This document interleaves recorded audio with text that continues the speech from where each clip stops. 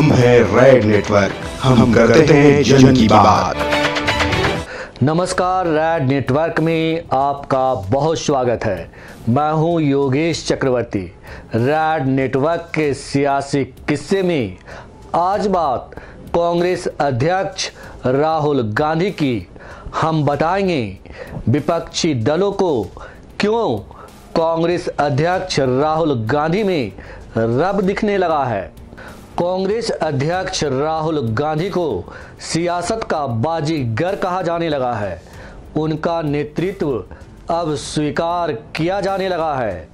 दूसरे शब्दों में कहें तो विपक्षी दलों में 2019 के लोकसभा चुनाव के लिए राहुल गांधी में रब दिखने लगा है। उन्हें इस बात का विश्वास हो गया है कि राहुल गांधी ही मोदी नाम की आंधी को थाम सकता है।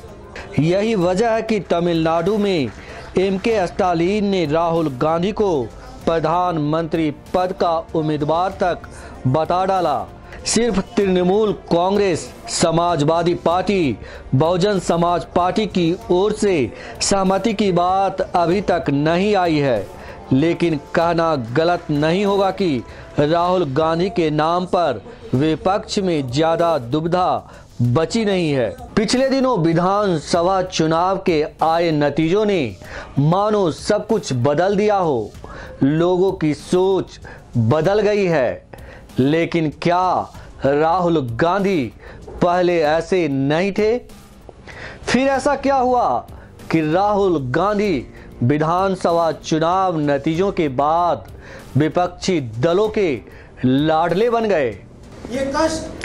हालांकि राहुल गांधी की असल परीक्षा अभी होनी बाकी है, लेकिन लोकसभा चुनाव से पहले वो कांग्रेस की जीत के हीरो बन गए हैं और कांग्रेस के अलावा तमाम विपक्षी दलों की उम्मीदें भी राहुल गांधी से जुड़ गई है। राहुल गांधी को बतौर कांग्रेस पार्टी अध्यक्ष 1 साल हो गए हैं। ये 1 साल उनके काम के आकलन के लिए काफी तो नहीं, लेकिन मौजूदा वक्त में कांग्रेस की नाकामी के दलदल से निकालने का श्रेय उन्हें ही जाएगा। यह एक इत्तेफाक ही था कि राहुल गांधी के अध्यक्ष बनने के ठीक 1 साल बाद यानी 11 दिसंबर 2018 को कांग्रेस 3 राज्यों में विधानसभा चुनाव जीतकर सत्ता में आई।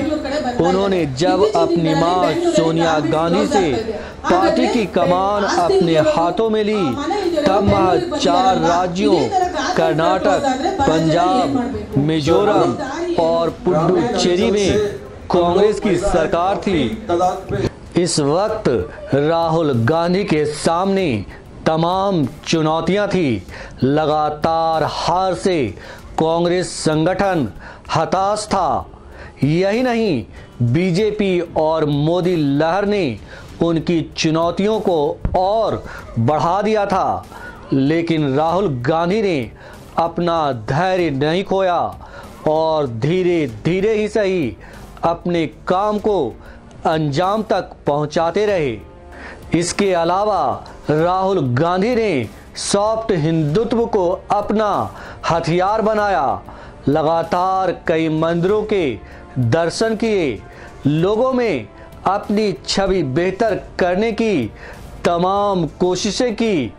हालांकि गुजरात में कांग्रेस चुनाव हार गई, लेकिन अपना खोया जनाधार वापस पा लिया। गुजरात के बाद कर्नाटक की बारी आई। यहां राहुल गांधी ने बीजेपी के सबसे बड़े दल के रूप में आने के बाद भी जेडीएस को समर्थन देकर सरकार बनवाई और बीजेपी को सत्ता से दूर रखने में सफलता पाई। कर्नाटक में शपथ ग्रहण समारोह में विपक्षी दलों को एकजुट कर बीजेपी को कड़ा संदेश देने की भी कोशिश की गई। पीएम मोदी के आक्रामक भाषण शैली से दुबके विपक्ष में राहुल गांधी ने जान फूंकने का काम किया। यही नहीं, खुद को पीएम मोदी के मुकाबले स्थापित भी किया। राहुल गांधी ने न सिर्फ सड़क पर बल्कि संसद में भी पीएम मोदी पर तीखा प्रहार किया। इसके अलावा उनके सहयोगी टीडीपी और कुशवाहा को अपने साथ भी लाया। राहुल गांधी की शुरुआती शिक्षा दिल्ली के सेंट कोलंबस स्कूल में हुई, जहां इन्होंने 1981 से 1983 तक पढ़ाई की। सेंट कोलंबस स्कूल के बाद आगे की पढ़ाई के लिए उन्हें दून स्कूल भेज दिया गया। हालांकि 1984 में इंदिरा गांधी की हत्या के बाद उन्हें वापस बुला लिया गया और फिर घर से ही अपनी पढ़ाई पूरी करनी पड़ी। दून स्कूल में पढ़ाई करने के बाद राहुल गांधी ने साल 1989 में दिल्ली के सेंट स्टीफन कॉलेज में दाखिला लिया, लेकिन यहाँ पर केवल 1 साल तक ही पढ़ाई कर पाए, क्योंकि साल 1991 में लिट्ठे द्वारा राजीव गांधी की हत्या कर दी गई। इसके बाद राहुल गांधी को सुरक्षा कारणों से अमेरिका भेज दिया गया। उन्होंने हार्वर्ड के रोलिंस कॉलेज में एडमिशन लिया और 1994 में बैचलर ऑफ आर्ट्स की डिग्री हासिल की।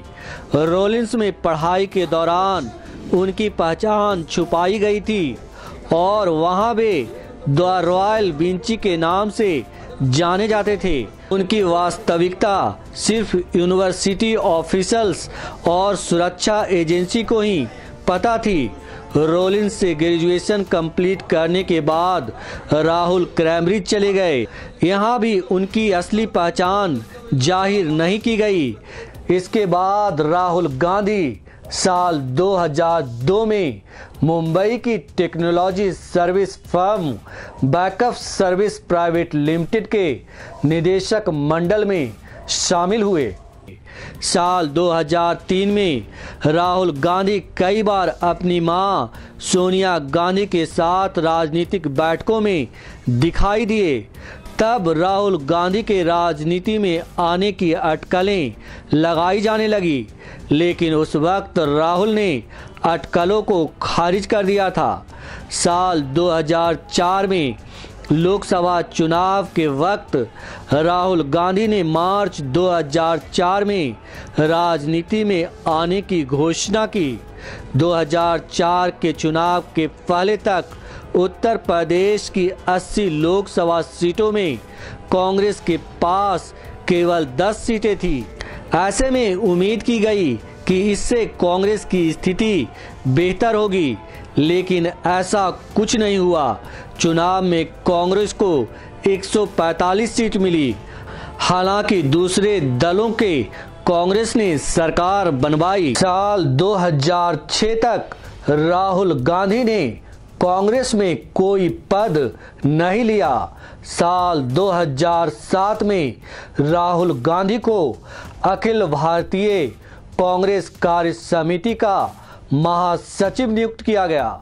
इसके साथ ही उन्हें युवा कांग्रेस और राष्ट्रीय छात्र कांग्रेस का कार्यभार भी सौंपा गया। इस दौरान वो पार्टी के लिए चुनाव प्रचार के प्रमुख चेहरे थे। साल 2009 के लोकसभा चुनाव में राहुल गांधी ने उत्तर प्रदेश में जोर शोर से प्रचार किया, जिसके बाद कांग्रेस को यूपी की 80 सीटों में से 21 सीटों पर जीत मिली और एक बार फिर से देश में कांग्रेस की सरकार बनी। इसके बाद साल 2012 में हुए यूपी विधानसभा चुनाव में भी राहुल गांधी ने जी तोड़ मेहनत की।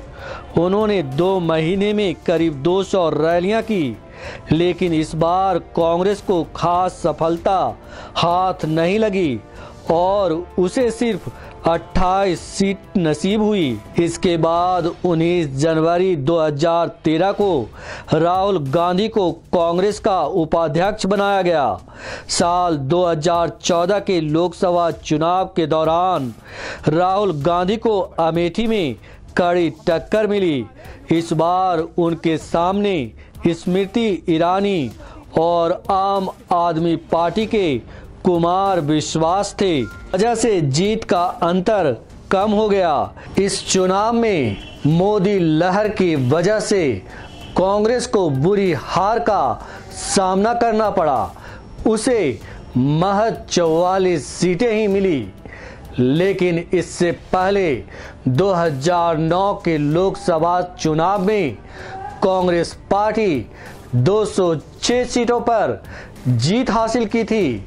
लेकिन इस हार की परवाह किए बगैर 11 दिसंबर 2017 को राहुल गांधी को कांग्रेस अध्यक्ष बना दिया गया। तो राहुल गांधी के अब तक के सियासी सफर में बस इतना ही। आप हमें लाइक करें, सब्सक्राइब करें, नीचे कमेंट बॉक्स में कमेंट करें और अगर आपको हमारी यह स्टोरी अच्छी लगी हो तो ज़्यादा से ज़्यादा शेयर करें। जय हिंद। आप देख रहे हैं रेड नेटवर्क। आपसे गुजारिश है, YouTube पर रेड नेटवर्क से जुड़ने के लिए इस सब्सक्राइब बटन पर क्लिक करें। सब्सक्राइब बटन के साथ ही घंटी बनी हुई है, उस पर जरूर क्लिक करें ताकि जब भी हम नया वीडियो अपलोड करें आपको तुरंत इसकी जानकारी मिल जाए और आप लगातार जुड़े रहें रेड नेटवर्क के साथ।